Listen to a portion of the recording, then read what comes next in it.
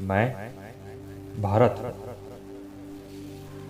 वैसे तो इतिहास में लगभग सब कुछ देख लिया है, मगर आज जो मैं देख रहा हूँ काश कभी न देखता।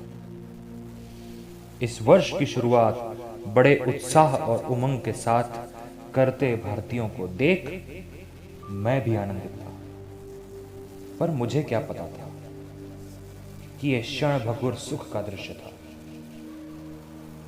मेरे सभी देशवासी जोश से नई जीवन लहरों पर तैर रहे थे, पर वो भी नहीं जानते थे कि कोई अदृश्य राक्षस उनकी खुशियों पर घात लगाए बैठा था।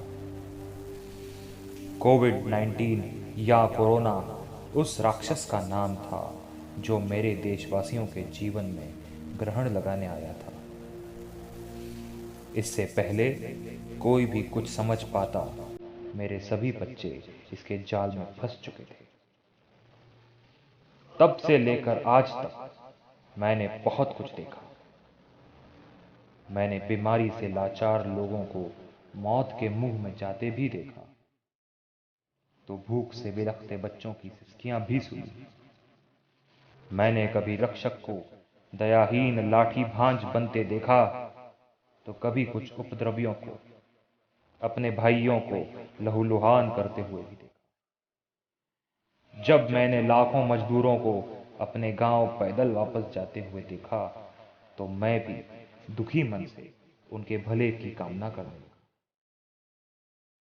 यदि हजारों मील की सड़क की लंबाई को कभी घमंड हुआ भी होगा, तो वह इस बात से चकनाचूर जरूर हो गया होगा कि इतनी लंबाई कभी किसी मजदूर ने पैदल चलकर, तो कभी किसी बेटी ने पिता को साइकिल के पीछे बिठा कर तय कर ली।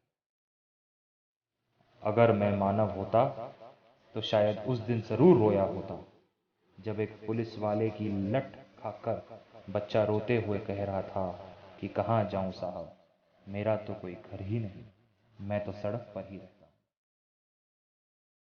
तो संक्षेप में कहूं तो हे भारतीय, तुम आज उस मानवता के लिए लड़ो जो जूझ रही है इस बीमारी से। सबसे पहले स्वयं ठीक रहो और अपने कुटुंब को स्वस्थ रखने का संकल्प करो। यदि हर परिवार स्वस्थ रहा तो मैं पूर्ण रूप से तंदुरुस्त हो जाऊंगा।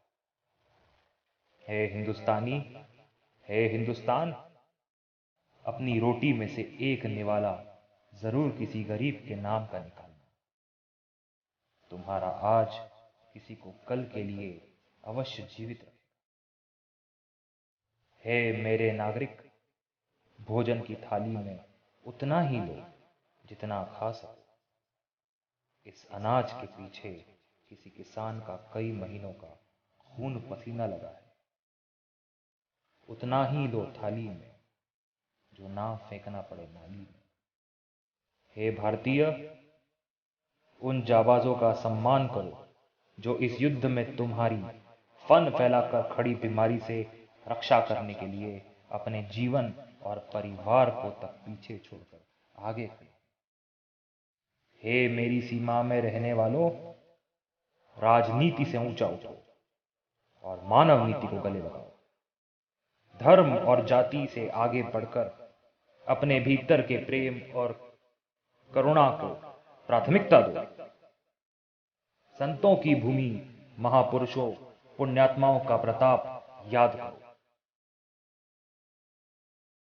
मैं कभी तुमसे कुछ नहीं मांगता, पर आज मांग रहा हूं, क्योंकि मैं तुम्हारा देश हूं। मैं तुम्हारी पहचान हूं और तुम मेरी। मैं भूमि का भाग हूं, मैं तुम्हारा मुल्क हूं, मैं तुम्हारा वतन हूं, मैं भारत हूं।